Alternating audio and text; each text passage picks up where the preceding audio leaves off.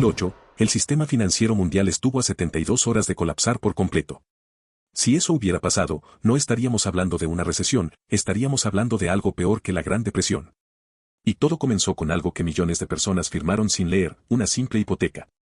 Entre los años 2000 y 2007, el mundo vivía una sensación de prosperidad casi incuestionable. El crédito era barato, los bancos prestaban dinero con facilidad y comprar una vivienda parecía no solo posible, sino una decisión inteligente y segura. Durante años, el precio de las casas en Estados Unidos subió de forma constante, alimentando la creencia colectiva de que el mercado inmobiliario nunca caería. Muchas familias refinanciaban sus hipotecas para consumir más, invertir o simplemente sostener un estilo de vida por encima de sus ingresos reales. Al mismo tiempo, los bancos no solo otorgaban préstamos a clientes solventes, sino también a personas con escasa capacidad de pago, bajo la premisa de que, si algo salía mal, el valor de la propiedad cubriría cualquier pérdida. Esa confianza no se limitaba al ciudadano común, las grandes instituciones financieras empaquetaban esas hipotecas y las convertían en productos complejos que vendían globalmente, dispersando el riesgo sin eliminarlo realmente. El sistema parecía sólido, pero en realidad estaba sostenido por deuda, especulación y una fe excesiva en que los precios seguirían subiendo indefinidamente. El problema comenzó cuando las tasas de interés aumentaron y miles de personas dejaron de poder pagar sus cuotas. Las ejecuciones hipotecarias crecieron, el valor de las viviendas empezó a caer y los activos que los bancos consideraban seguros se transformaron en pérdidas masivas. La desconfianza se apoderó del sistema financiero y la quiebra de gigantes como Lehman Brothers evidenció que el problema no era aislado, sino estructural. El mundo pasó, en cuestión de meses, de una euforia económica a una crisis que amenazó con convertirse en algo comparable a la Gran Depresión. Frente a este panorama surge una pregunta inevitable: ¿cómo pudo algo considerado tan seguro como el mercado inmobiliario transformarse en la chispa que casi derrumba el sistema financiero mundial? Y aún más inquietante, ¿se trató simplemente de un error colectivo impulsado por la codicia y el exceso de confianza, o hubo actores que comprendían el riesgo real y aún así decidieron continuar? Preguntas como estas responderemos en este video. Déjame explicarlo de manera simple. Durante años, los precios de las viviendas subieron de forma constante. Esa tendencia creó una ilusión de estabilidad: si alguien no podía pagar su hipoteca, simplemente vendía la casa a un precio mayor. El riesgo parecía mínimo. Pero esa seguridad estaba construida sobre tres pilares frágiles: crédito barato, endeudamiento excesivo y una ingeniería financiera que ocultaba el verdadero peligro.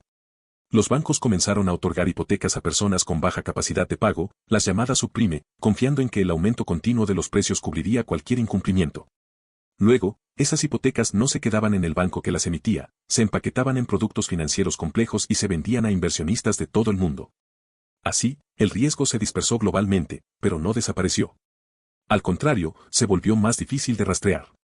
El problema fue que el sistema entero dependía de una única suposición: que el precio de la vivienda seguiría subiendo. Cuando las tasas de interés aumentaron y los deudores empezaron a fallar en sus pagos, las ejecuciones hipotecarias crecieron y el valor de las casas comenzó a caer.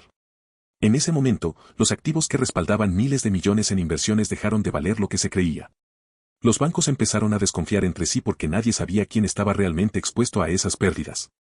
La caída de instituciones como Lehman Brothers no fue solo una quiebra aislada, sino la señal de que el problema era sistémico. Así, algo considerado seguro se convirtió en la chispa del colapso porque no era solo un mercado inmobiliario inflado. Era la base sobre la cual se había construido una arquitectura financiera global llena de apalancamiento y confianza ciega. Cuando esa base se agrietó, todo el edificio empezó a tambalearse. No fue simplemente un error colectivo producto de la codicia y el exceso de confianza, aunque ambos factores jugaron un papel central, también hubo actores que comprendían el riesgo estructural y, aún así, decidieron continuar porque los incentivos del sistema los empujaban a hacerlo. Por un lado, existía una euforia generalizada: bancos, inversionistas, agencias calificadoras y consumidores compartían la creencia de que el mercado inmobiliario seguiría creciendo indefinidamente. Esa convicción redujo la percepción de peligro y normalizó prácticas cada vez más arriesgadas, como otorgar hipotecas a prestatarios con baja solvencia o estructurar productos financieros extremadamente complejos respaldados por deuda. Sin embargo, no todos eran ingenuos. Algunos analistas y fondos de inversión identificaron la fragilidad del sistema y apostaron contra el mercado hipotecario, anticipando su colapso. El hecho de que pudieran hacerlo demuestra que la información sobre el riesgo estaba disponible, aunque no fuera ampliamente aceptada. El problema radicaba en los incentivos: mientras los precios subieran, las ganancias eran inmediatas y cuantiosas, y las pérdidas potenciales parecían lejanas o transferibles a otros actores.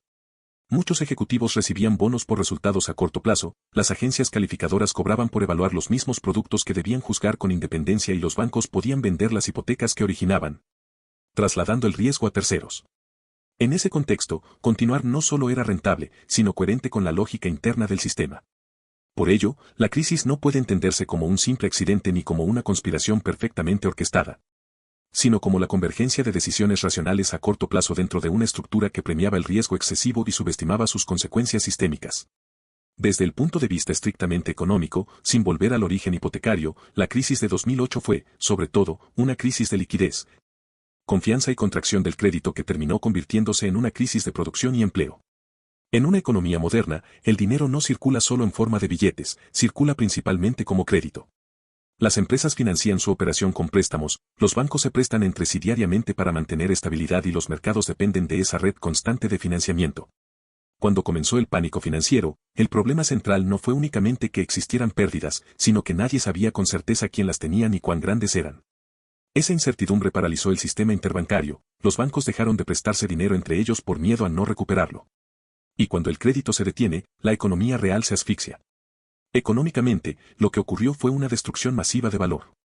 Activos que antes figuraban en los balances con precios altos tuvieron que ajustarse a su valor real de mercado, mucho más bajo. Ese ajuste redujo el capital de los bancos, y cuando una entidad financiera pierde capital, su capacidad para prestar disminuye automáticamente.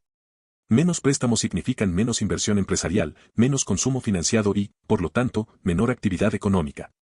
Se generó así un círculo vicioso, menos crédito producía menos crecimiento, lo que a su vez aumentaba el riesgo de impagos y debilitaba aún más al sistema financiero.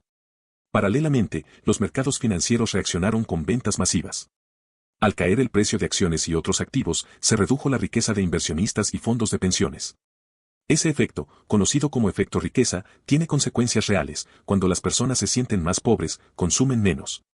Si el consumo cae, y en economías como la estadounidense representa una gran parte del PIB, las empresas venden menos, ajustan producción y despiden trabajadores.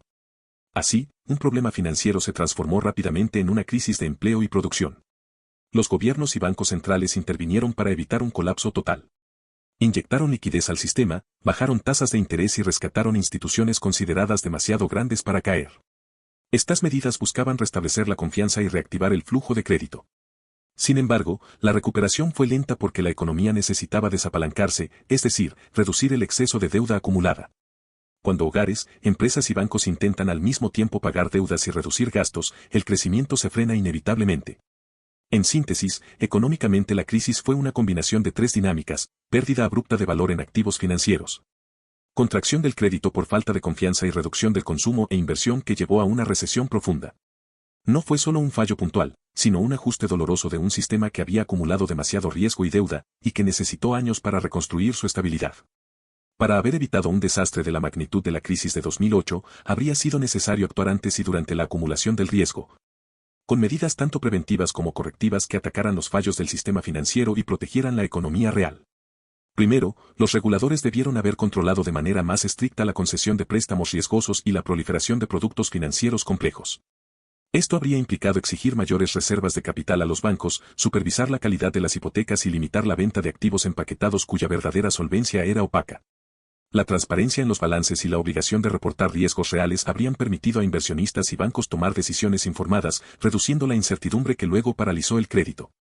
Durante la fase inicial de incumplimientos, la intervención temprana habría sido clave: liquidez inmediata para los bancos estratégicos, coordinación internacional para asegurar que las instituciones no entraran en pánico y medidas temporales para proteger a los consumidores vulnerables podrían haber contenido el contagio sin necesidad de rescates masivos. Además, políticas de estímulo fiscal y monetario bien calibradas habrían amortiguado el impacto en la economía real, evitando que la caída del consumo y la inversión derivara en despidos masivos y quiebras generalizadas.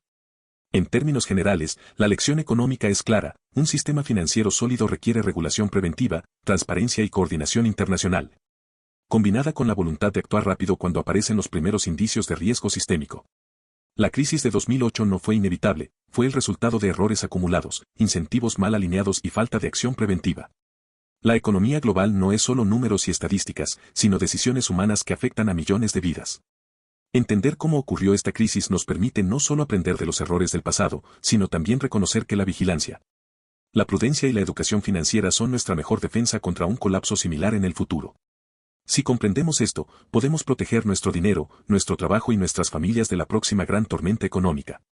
La lección más importante es que la economía global no es solo números y estadísticas, sino decisiones humanas que afectan a millones de vidas.